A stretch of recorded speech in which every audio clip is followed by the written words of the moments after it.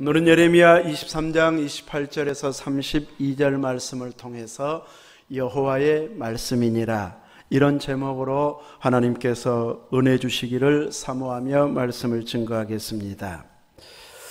우리는 주변에 여러 사람들과 대화를 하고 또 오랜 세월 동안 이렇게 가깝게 지내는 중에 어떤 사람들의 말은 무게감이 느껴지고 어떤 사람의 말은 참 가볍다, 이렇게 생각을 할 수도 있는 경우들이 있게 됩니다. 그래서 어떤 사람은 자기가 한 번 말하면 끝까지 책임지는 사람이 있습니다. 그래서 그 사람들은 어떤 이야기를 하면 신뢰를 하고 또 나에게 부탁을 하면은 들어주고 싶은 이런 마음이 들게 됩니다.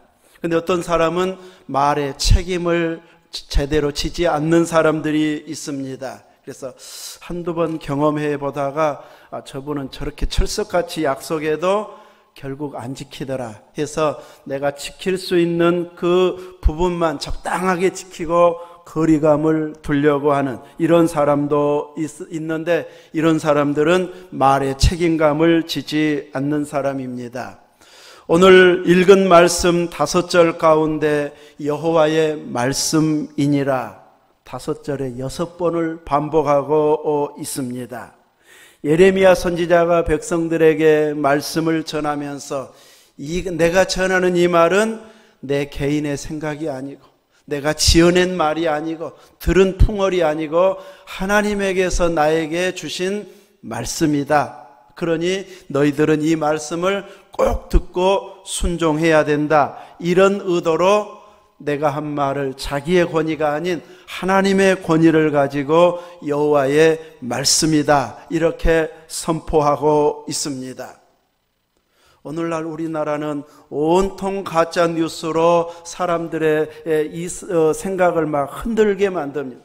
어느 것이 맞는지 종잡을 수 없게 만드는 이런 가짜 뉴스들이 유튜브를 통해서 계속 퍼져나가고 있습니다. 그래서 자기들과 가까운 사람 쪽은 다 이제 맞는 것으로, 반대쪽의 진영의 말들은 다 틀린 것으로 이렇게 할 만큼 이제 가짜 뉴스들이 많아지고 있는데, 어떤 분들은 이 에덴 동산에서부터 가짜 뉴스가 시작됐다, 이렇게도 이야기합니다. 사탄이 이 하와에게 가짜 뉴스를 퍼뜨렸잖아요. 선악과를 따먹으면 안 죽는다, 하나님과 같이 된다. 근데 참 그 말이 훨씬 솔깃해요.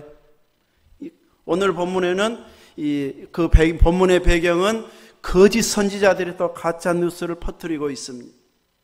이런 식으로 끝없이 하나님의 말씀과 가짜가 이렇게 같이 막 퍼뜨려지고 있기 때문에 그 말씀을 분별할 책임은 누구에게 있어요? 듣는 우리가 분별력이 있어야 됩니다. 저건 진실이다, 저건 가짜다, 저건 성경적이다, 저건 비성경적이다. 그 분별력을 키울 만큼 우리가 말씀 실력의 수준이 올라가야 됩니다.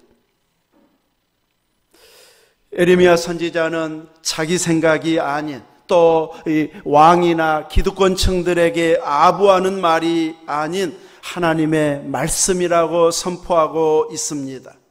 성경의 하나님의 말씀의 권세는 얼마나 강력한지 선포하면 그대로 되어버립니다. 창세기 1장에서 보아도 하나님께서 빛이 있으라면 어떻게 돼요? 빛이 있어져. 운동하면서 어깨가 하도 아파서 예수 이름으로 명하니 어깨야 나아라 선포하면서 다니는데 아직도 아파요? 아파. 제 말은 아직은 그것이 바로 치료될 만큼 그만큼의 능력이 아직 없어요. 근데 하나님은 말씀 선포하면 바로 그대로 이루어져 버립니다. 중풍병자가 주님이 선언하면 일어서 버려요. 이렇게 하나님은 말씀하면 그대로 이루어집니다. 근데 사람은 말하면 그대로 다 이루어지는 것은 아닙니다. 그래도 말의 권세는 있습니까, 없습니까? 권세가 있습니다. 원래 우리를 창조해 주실 때 권세는 지금 우리가 살고 있는 권세보다 훨씬 더 큰 권세입니다. 어떤 학자들은 사탄이 가지고 있는 권세를 원래는 우리 사람에게 주었던 권세라고 이야기하기도 합니다. 그만큼 막강한 말의 권세가 있었는데 많은 능력을 우리는 상실해버렸고 이제 예수 그리스도 안에서 다시 회복시키는 일을 우리가 구원 안에서 해가고 있습니다. 이렇게 많은 것을 잃어버렸지만 말의 권세가 있어서 말대로 되어지는 경우가 얼마나 많은지 모릅니다. 막 방송에서도 나온 것처럼 나무나 밥에게 계속 칭찬의 말 하는 것, 감사의 말 할 때와 또 안 좋은 말, 저주의 말 하는 것하고 결과가 다르게 나오잖아요. 이렇게 말의 힘은 얼마나 이렇게 강력하게 나타난지 모릅니다. 근데 나도 모르게 우리들은 부정적인 말을 더 많이 쓰는 사람, 긍정적인 말을 더 많이 사용하는 사람, 그것이 습관화가 되어버리는 우리의 모습을 보게 되어집니다. 늘 부정적인 말을 많이 하는 사람은 환경이 그렇게 부정적인 말을 할 수밖에 없는 힘든 환경을 살아왔다고 하는 증거가 되어집니다. 그래서 끊임없이 힘들고 어려웠고 억울한 일을 당하다 보니까 또 앞으로의 미래도 그렇게 될 것 같아가지고 불쑥불쑥 나온 말이 좋은 말, 감사의 말, 칭찬의 말이 아닌 늘 안 좋은 부정적인 말이 나오게 됩니다. 긍정적인 말도 부정적인 말도 없는 것을 꾸며서 하는 것 아니고 있는 사실로 말하는데 내 입에서 표현될 때는 그 안 좋은 쪽을 더 많이 표현하더라는 것이죠. 이스라엘 백성들도 그렇게 하나님의 능력과 기적을 경험하면서 애굽에서 나오고 홍해를 건너고 광야 길을 갔어도 부정적인 말이 거기에서 나오게 됩니다. 물이 없어서 먹을 것 고기가 없어서 불평하고 원망합니다. 하나님께서는 불평하고 원망하는 그들을 향해서는 하나님의 진노가 임했습니다. 그 불평과 원망 때문에 광야 생활을 40년 동안 해야 했습니다.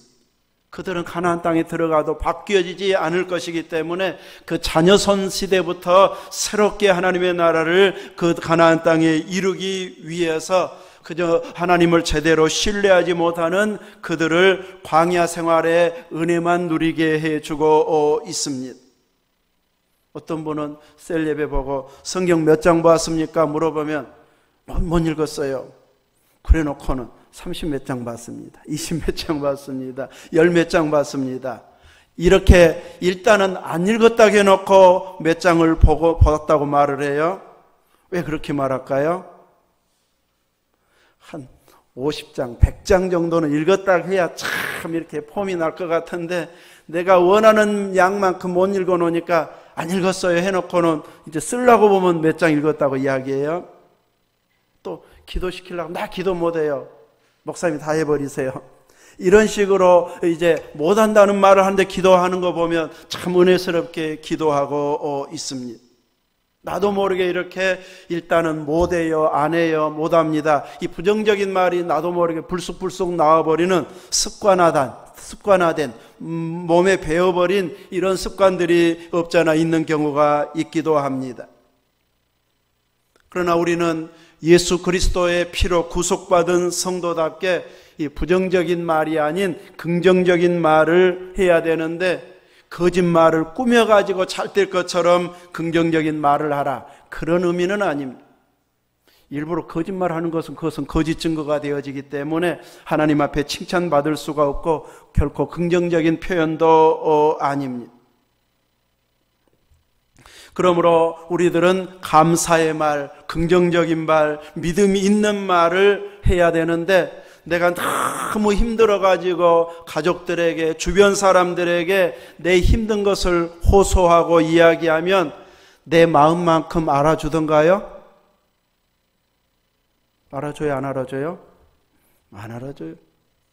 남한테 가서는 누구는 이렇다더라 저렇다더라 내가 그 속임말을 한 것 갖고 이제 소문내고 다니는 경우들도 없잖아. 있을 수도 있어요. 그래서 괜히 내가 말했다가 위로받으려고 말했는데 식구들도 알아주지도 않고 이해해 주지도 않고 주변 사람들도 알아주지도 않고 이해해 주지 않는다면 내 아픈 마음을 말할 필요 있을까요? 손해로 돌아오는데 굳이 말할 필요가 없을 것 같습니다. 주변 사람들은 또 내 가족들, 내가 그렇게 말한다고 해서 금방 달라지지 않습니다. 내가 소견 이야기 한번 해보니까 정말 내 심정을 이해해 주더라, 알아주더라, 통하더라. 그런 사람에게는 소견말을 해도 오히려 나중에 비판으로 돌아오더라 싶을 때는 굳이 그분들에게 내 아픈 마음을 다 말할 필요는 없습니다. 내가 9가지 힘들고 딱 한 가지 좋은 일 있으면 남들 앞에는 9가지 힘든 말 할 필요가 없습니다. 무슨 말만 해야 돼요? 한 가지 좋은 거, 그것만 서로 나누면 나도 상처 안 받고 힘이 되고 위로가 되어집니다. 저희 작은 외삼촌 외갓집이 목포에 사시는데, 이제 제가 신학교 다닐 때까지는 이제 살아 계셨는데 지금은 돌아가셨습니다. 제가 신학교 다닐 때 얼마나 힘이 되었던 외삼촌이기도 합니다. 매일 저를 위해서 기도한다, 이 이야기를 어머니를 통해서 이렇게 들려왔기 때문에 제가 일부러 방학 때 이제 집에 갈 때는 들렸다가 가기도 했습니다.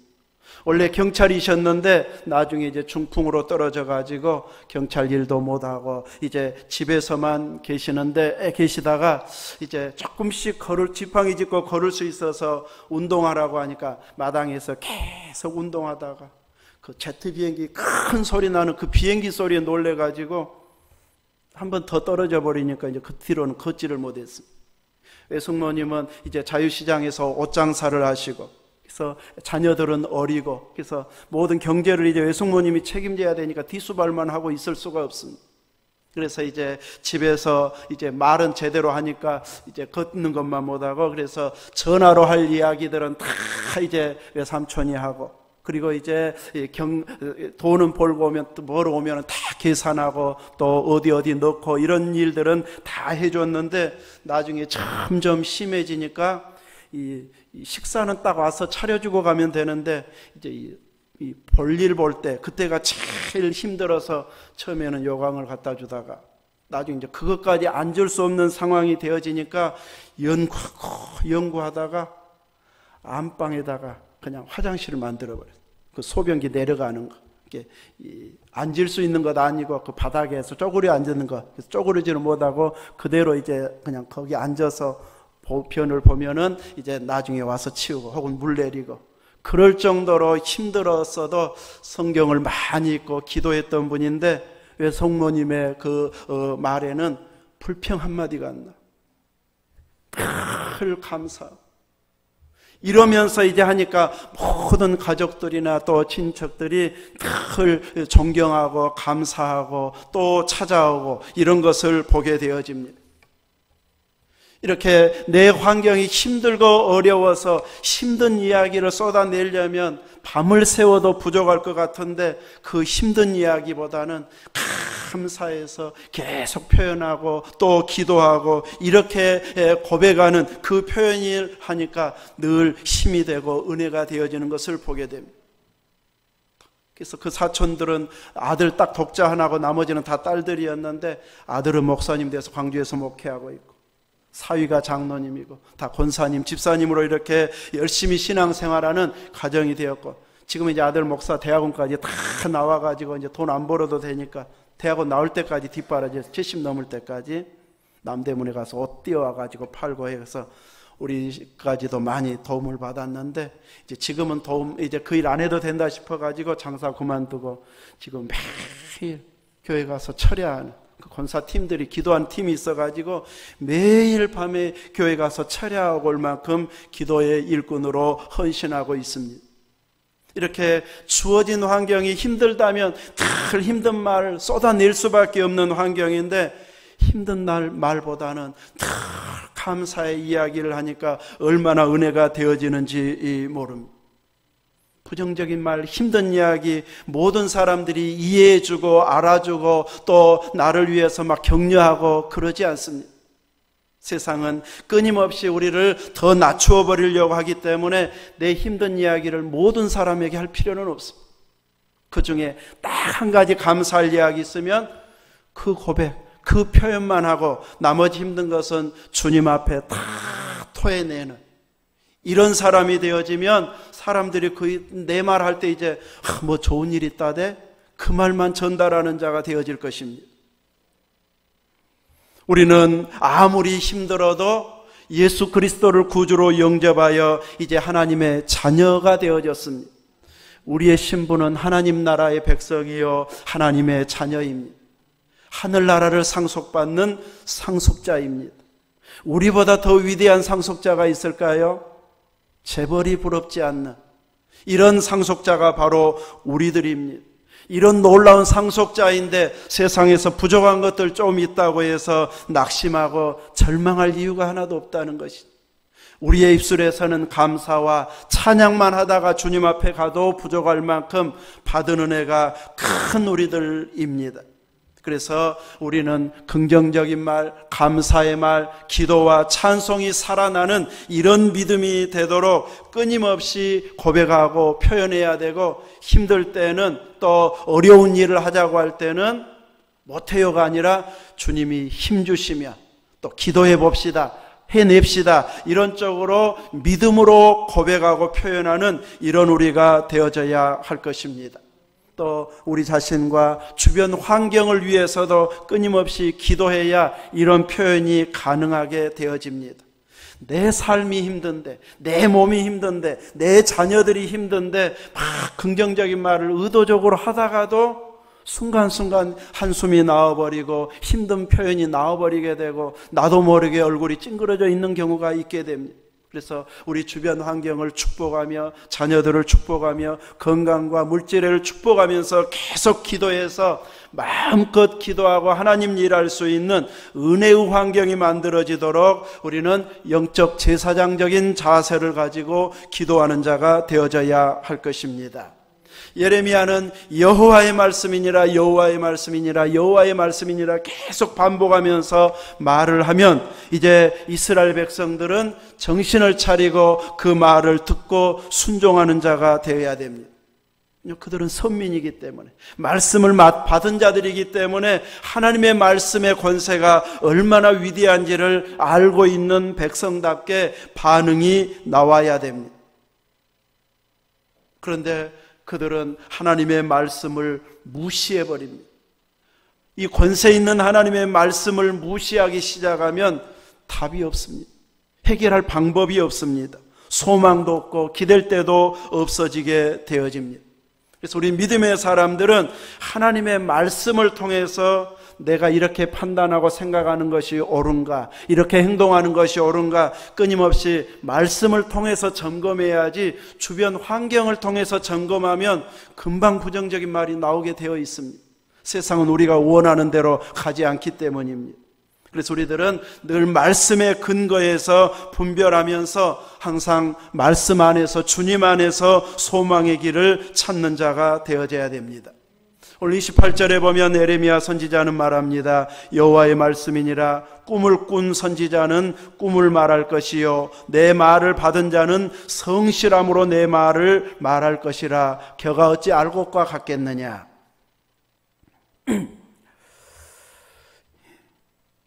겨가 어찌 알 것과 같겠느냐. 이렇게 대조해서 설명한 걸 보면 꿈을 꾼 선지자와 내 말을 받은 선지자는 이 똑같은 선지자가 아닌 대조적인 이런 선지자인 것을 비교해서 설명해 준다는 것을 알게 됩니다. 곧 하나님은 꿈으로도 환상으로도 말씀하시는 분이십니다. 그러나 모든 꿈이 하나님의 계시는 아닙니다. 그런데 어떤 선지자들은 꿈을 꾸면 그것이 그냥 일반 꿈인데 하나님이 자기에게 계시해 준 꿈인 것처럼 이렇게 꿈을 말하더라는 것이. 그래서 하나님이 우리나라를 이렇게 살려주신다고 했다, 이방 나라를 무찔러 주신다고 했다 하면서 백성들이 들으면 기분이 좋을, 소망이 있는 이런 꿈 이야기를 하는 선지자들이 있었고, 에레미야 선지자와 같은 참 선지자들에게는 하나님의 말씀을 받은 그대로 성실함으로 말해라. 이렇게 주변에 핍박이 있으니까 살짝 바꾸어 버리고, 핍박 안 받으려고 안 받은 것처럼 숨겨버리는 자 되지 말고 주신 말 그대로 성실하게 말하라. 이렇게 말하면서 이제 이 알곡과 겨는 다 같을 수가 없다고 말하고 있습니다. 곧 하나님의 말씀을 받은 자는 알곡의 말씀이 되어지고, 꿈을 마치 하나님의 주신 계시인 것처럼 말하는 자들은 하나님 준 것이 아니기 때문에 겨와 같다. 이렇게 대조해서 설명하고 있습니다. 뭐가 문제일까요? 그 꿈 이야기를 하면은 지금 쭉정이 이야기, 겨와 같은 이야기인데도 그것을 진리로 받아들이는 사람들이 생긴다는 것이. 왜 그럴까요? 그 지위가 보통 지위가 아니기 때문에. 말씀을 선포하는, 요즘 같으면 목회자인데 설마 목회자가 딴 말 하겠느냐, 이런 식으로 딱 받아들이기 때문에 어떤 말을 하든지 다 믿어버린다는 것이. 그 당시에는 이 거짓 선지자들, 이 선지자들이 이제 거짓 꿈 이야기를 하게 됐고, 그들의 모습이 마치 겨와 같은 모습인데, 문제는 그들의 위치가 왕이 인정해주고 또 지도층들과 친분이 있는 이런 사람들입니다. 그분들은. 사람들이 저 사람은 거짓 선지자야 이렇게 부르지는 않잖아요. 실제로 부를 때는 선지자님, 선지님하고 부르지. 그런데 실제로 증거된 것의 결과를 보면은 다 거짓 선지자들은 이렇게 말은 그렇게 그럴듯하게 소망이 있는 말을 하는데, 결과는 하나님 주신 것이 아니면 그 말은 긍정적인 말이든 소망의 말이든 그것은 하나님 주신 계시가 아닌 거짓말입니다. 문제는 그들이 높은 지위에 있고 수많은 사람들이 따르고 있다 보니까 그 말이 맞을 거야 하고 따르는 자들이 생겨나서 문제가 되어버립니다. 거짓말은 결코 알곡이 되어질 수 없다. 겨에 불과하다고 하나님께서는 분명하게 선언하고 있습니다. 우리야 받은 성경만 보니까 에레미야 말이 대단하지만 그 당대에 사는 사람들은 에레미야의 무게보다 거짓 선지자들의 무게가 훨씬 더 커 보인, 높은 지위에 있는, 지도층에 있는 이런 사람들이 말하는 것이기 때문에 훨씬 더 그들을 더 영향력 있게 보았습니다. 그러나 나중 결과를 보니까 에레미야 말은 다 그대로 이루어졌습니다. 하나님 말씀이었기 때문에. 그러나 거짓 선지자들이 그토록 소망을 주었던 말들은 하나도 그대로 이루어지지를 못했습니다. 그러므로 우리는 긍정적인 말을 했느냐도 중요하지만 그 다음에는 이제 진실을 말하느냐, 성경적이냐, 또 한 번 더 분별해 가지고 하나님이 기뻐하실 만한 말과 행동을 하는 자가 되어져야 할 것입니다. 그래서 하나님의 말씀이면 붙잡고 하나님의 말씀이면 그대로 순종해야 되고, 정말 그럴듯하고 참 설명은 잘하고 설교는 잘하는데 이건 성경을 읽다 보면 틀린 것 같다, 아닌 것 같다 했을 때는 단호하게 이제 이 거부할 수 있을 만큼의 말씀의 실력을 우리는 키워가야 할 것입니다. 29절에 예레미야 선지자는 말합니다. 여호와의 말씀이니라 내 말이 뭐 같지 아니하냐? 불 같지 아니하냐? 또 바위를 쳐서 부스러뜨리는 방망이 같지 아니하냐?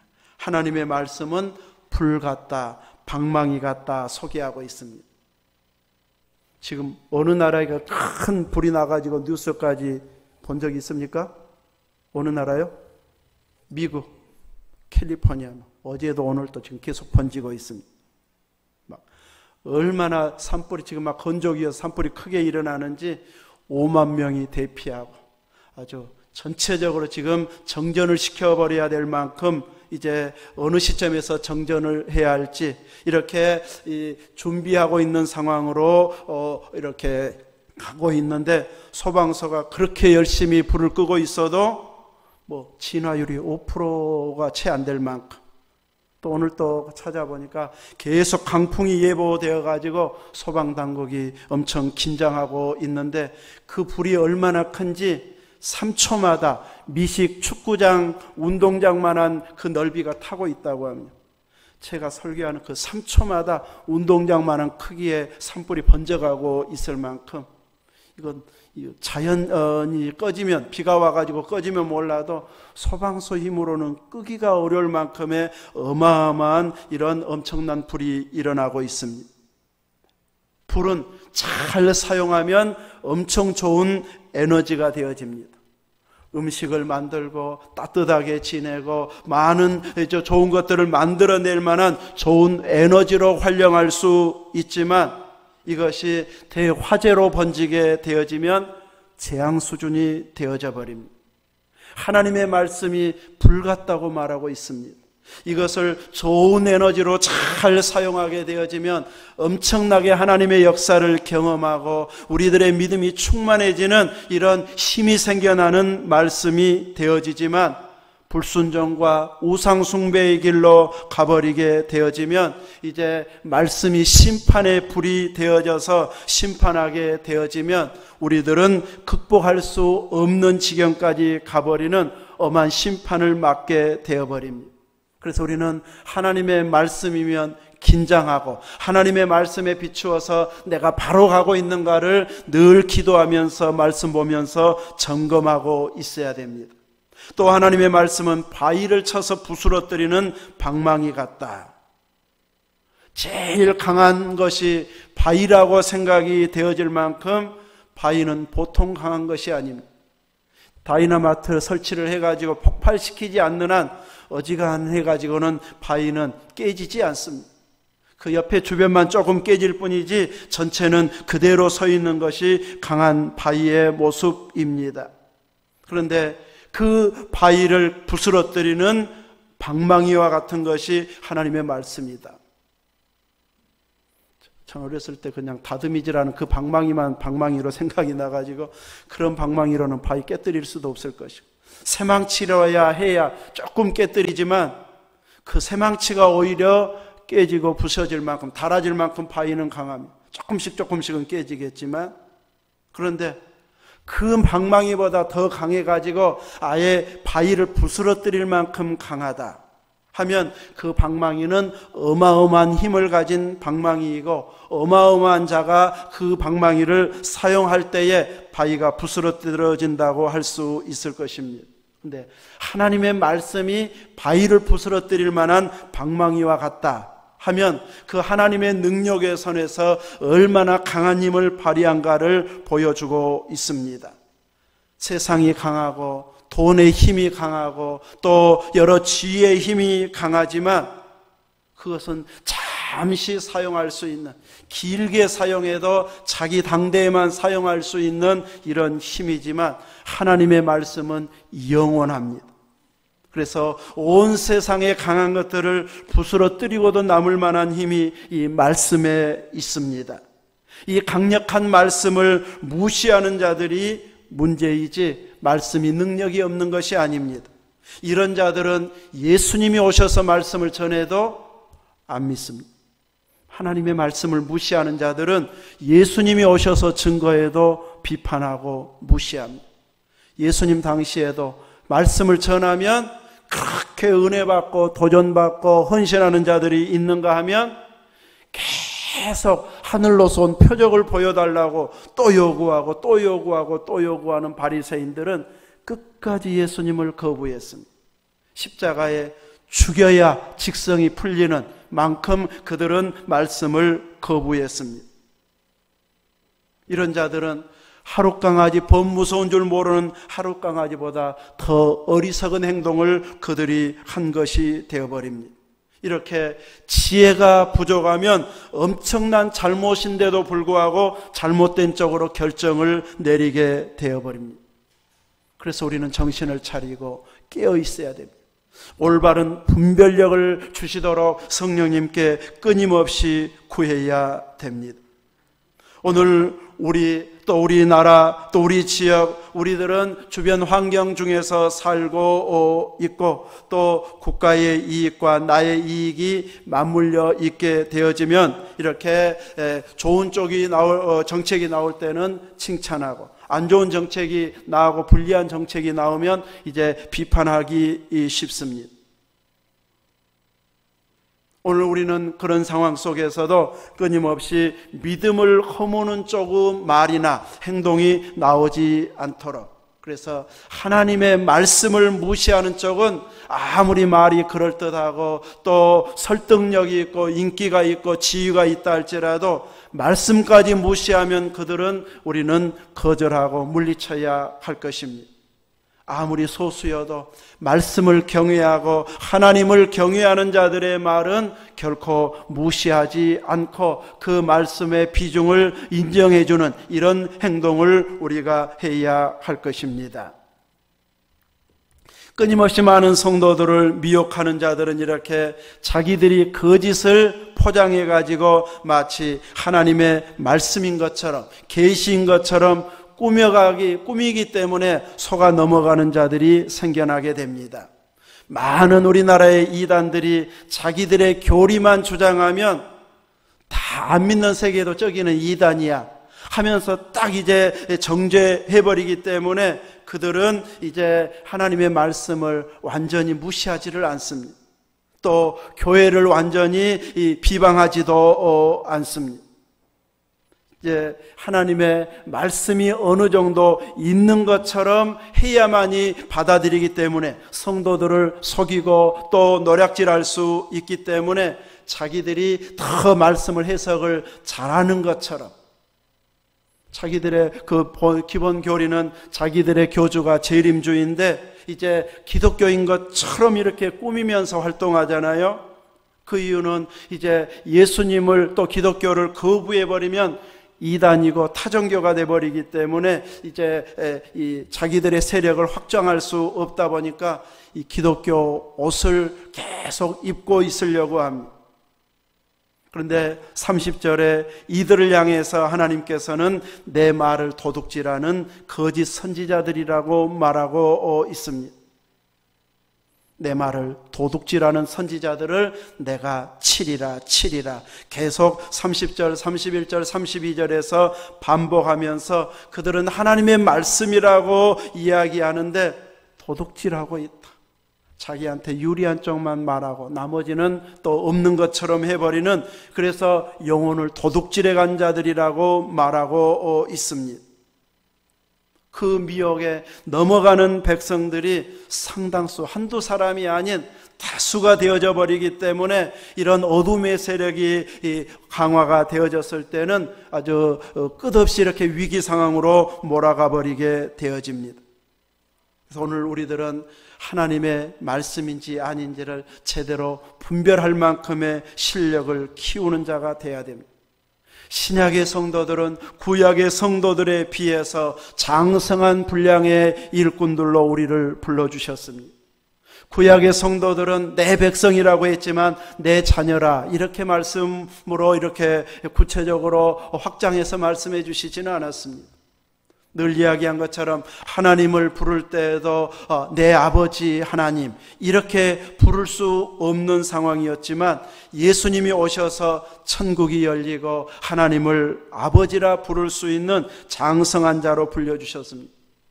구약의 때에는 예표를 통해서 짐승을 통해서 오실 메시아를 예표했다면 오늘 우리들은 실제로 오신 완성하신 예수님을 보고서 믿는 성숙한 자로 불러주셨습니다.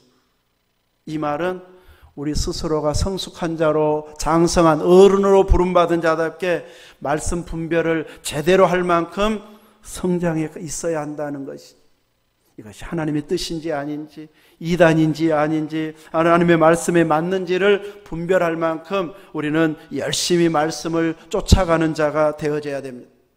나는 성경도 잘 모르고 읽을 수도 없고 그럼 어떻게 분별해요? 해도 우리는 듣는 풍월로 옛날 어른들이 이런 말 했다고 하면 뭐 날씨만 바뀌어져도 다 옛날 어른 이야기 하잖아요. 성경 설교를 일주일에도 몇 번씩 1년 따지면 막 50번, 100번 넘게 다 듣습니다. 우리가 그걸 다 기억은 못해도 하나님의 말씀이 무엇인지 그 정도 들으면 어느 정도는 막 세밀하고 신학적인 것까지는 못해도 일상생활 가운데 우리가 지켜야 할 것인지 아닌지, 옳은 것인지 그른 것인지 기본적으로 판단할 거리들은 우리들은 다 분별할 만큼의 수준에 있습니다. 그래서 하나님이 기뻐하겠다, 싫어하겠다, 딱 기준은, 성경 기준을 가지고 행동만 해도 우리의 신앙 실력, 믿음의 실력은 훨씬 깊어질 수 있습니다. 말씀의 분별력을 가지고 진짜로 성경적으로 이야기하는가, 이단으로 끌고 가기 위해서 지금 가짜로 전도하러 오는 자들인가, 얼른 분별해 가지고 그런 사람들은 대접할 필요도 없습니다. 근데 이단들은 젊은 사람만 어디요? 동네로 와도 일부러 이쁜 사람만 뽑는 거, 옷도 잘 입고 젊고 잘 꾸민 사람들, 그 사람들이 막 친절히 해가지고 막 넘어가게 하려고 그런지. 그런데 그 따뜻한 말, 또 멋진 모습 때문에 넘어가 버려서는 안 됩니다. 그 안에 생명의 말씀, 하나님의 말씀이 있는가, 우리를 노력해 가려고 지금 미혹하러 온 것인가 분별해 가지고 단호하게 물리치고, 우리는 우리에게 주신 말씀을 쫓아서 주님의 뜻을 신실하게 세워가는 이런 믿음으로 말씀을 쫓아가는 참 신앙의 길을 걸어가는 자 되시기를 주의 이름으로 축원합니다. 아멘. 기도하겠습니다. 거룩하신 하나님, 말씀이 우리의 생명의 양식이 되어져서 잔뜩 굶주리다가 어쩌다 한 번씩 먹는 양식이 아닌 매일매일 필요한 영의 양식을 공급받는 말씀 안에 살고, 그 말씀을 되새김질하며 살고 그 말씀대로 살았던, 이렇게 은혜 주셨습니다. 고백하며 간증하면서 열매를 보여주는 우리의 믿음이 되게 해 주옵소서. 예수님 이름으로 기도하옵나이다. 아멘.